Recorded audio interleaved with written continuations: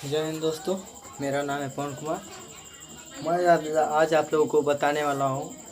मैं आज आप लोगों को पढ़ाने वाला हूँ प्रकाश का परावर्तन। मैं आज आप लोगों को क्या पढ़ाने वाला हूँ? प्रकाश का परावर्तन, रिफ्लेक्शन ऑफ लाइट।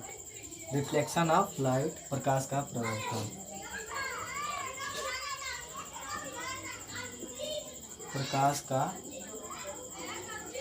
परावर्तन, रिफ्लेक्शन ऑफ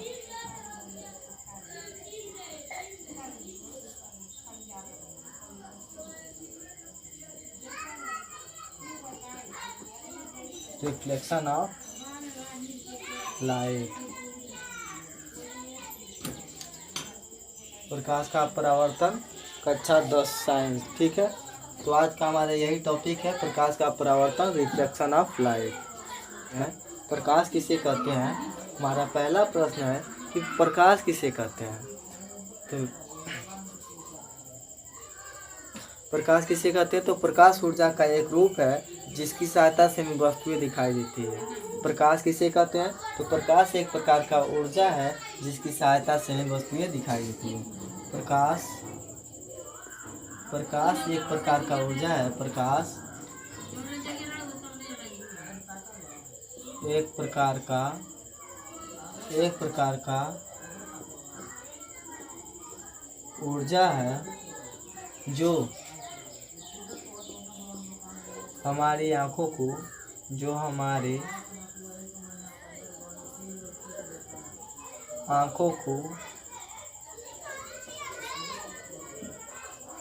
संवेदित करती है।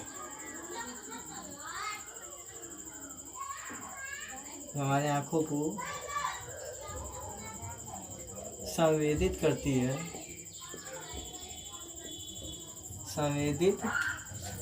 है, प्रकाश कहलाता है। प्रकाश कहलाता है। प्रकाश एक प्रकार का ऊर्जा है। प्रकाश एक प्रकार का ऊर्जा है जो हमारे आँखों को संवेदित करता है, प्रकाश कहलाता है। और प्रकाश स्वयं नहीं दिखाई देता है। प्रकाश स्वयं नहीं दिखाई देता है। प्रकाश की सहायता से हमें वस्तुएं दिखाई देती है। ठीक है, तो इतना बात तो समझ में आ गया होगा। परावर्तन के नियम। अब हम क्या जानेंगे? अब हम जानेंगे परावर्तन के नियम, कि परावर्तन किसे कहते हैं और परावर्तन के कौन से ऐसे नियम होते हैं। ठीक है, जिससे हमें ये पता चलेगा कि आपतित किरण कौन सा है और परावर्तित किरण है कौन सा है, अभिलंब कौन सा है। ठीक है, तो इसके विषय में हम जानेंगे परावर्तन के नियम। परावर्तन के नियम कितना होता है? ये हमारा एक समतल दर्पण है।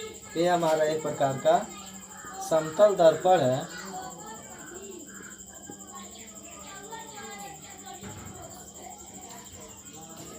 यह एक प्रकार का हमारा समतल दर्पण है।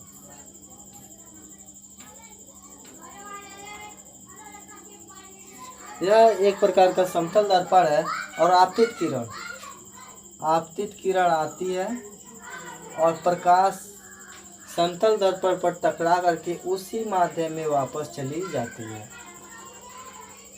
यह है हमारा आपतित किरण।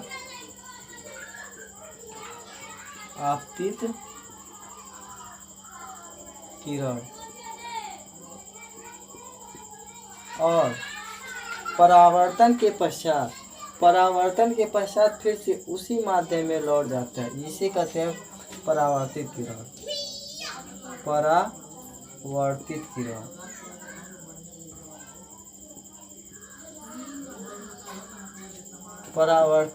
किरण।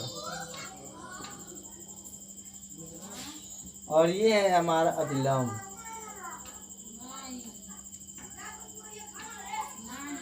आपतित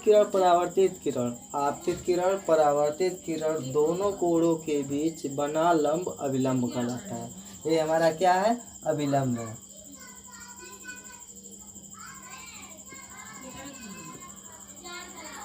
ठीक है, आपतित किरण, परावर्तित किरण, ये है हमारा आपतित किरण, परावर्तित किरण। आपतित किरण परावर्तित किरण के बीच आपतित किरण परावर्तित किरण के बीच बना लंब अभिलंब कहलाता है। ठीक है, अब अभिलंब के विषय में जानिए। इसका अगर कोण 60 अंश होगा, इसका कोण 60 अंश होगा, आपतित किरण का कोण 60 अंश का होगा, तो परावर्तित किरण का भी कोण कितने अंश का होगा, ये भी हमारा 60 अंश का ही होगा। ठीक है,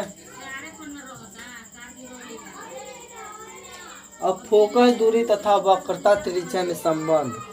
फोकस दूरी वक्रता त्रिज्या में संबंध क्या होता है, अब हम इसके विषय में जानेंगे कि फोकस दूरी और वक्रता त्रिज्या के विषय में संबंध को जानेंगे।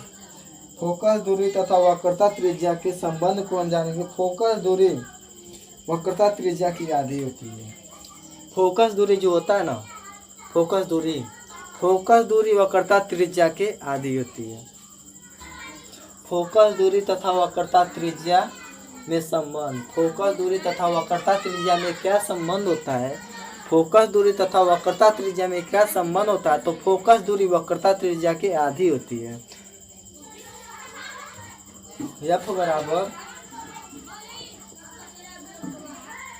r/2, ये हमारा सूत्र है। ये हमारा क्या है, तो ये हमारा सूत्र है फोकस दूरी वक्रता त्रिज्या r/2। ठीक है, समझ में आ गया। फोकस दूरी वक्रता त्रिज्या के आधी होती है। ठीक, समझ में आ गया। अब दर्पण के लिए फोकस दूरी का सूत्र। दर्पण के लिए फोकस दूरी का सूत्र क्या होता है, दर्पण के लिए फोकस दूरी का सूत्र को हम जानेंगे कि दर्पण के लिए फोकस दूरी का सूत्र क्या होगा।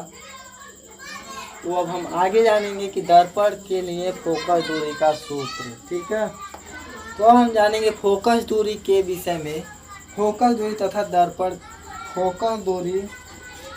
के लिए फोकस दूरी का सूत्र। दर्पण के लिए फोकस दूरी का सूत्र क्या होता है, दर्पण के लिए फोकस दूरी का सूत्र क्या होता है, तो 1/f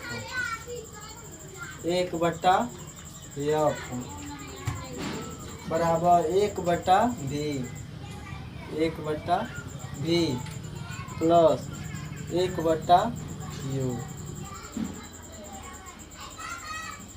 यही होता है हमारा दर्पण के लिए, फोकस दूरी का सूत्र। ठीक।